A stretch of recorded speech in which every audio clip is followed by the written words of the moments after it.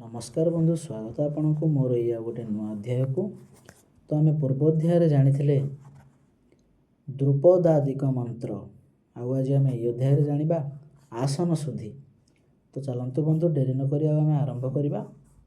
आसन शुद्धि। 3 गोटी कुश को आसन करी तहिरे बसी उक्त संच परी पृथ्वी देवींक प्रार्थना करिब। ऋषि छंद ओम आसन मंत्रस्य मेरुपृष्ठ ऋषि सुतल छंद श्री कुर्म देवता आसने विनियोग।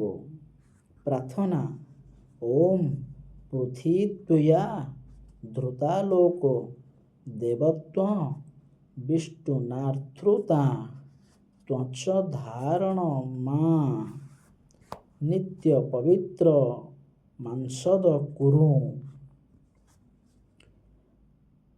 ताहापरे आत्मरक्षा निमित्त ओम ब्रह्मेण नम यह पढ़ी निजर दक्षिण भाग को बाम आड़ को जल बुलाई पकाई देव। बंधु आज आम जानिले आसन शुद्धि। आज पाई एतिकी। आगामी अध्याय आम जानिबा प्राणायाम विधि। तो से पर्यंत आपण समस्त को नमस्कार।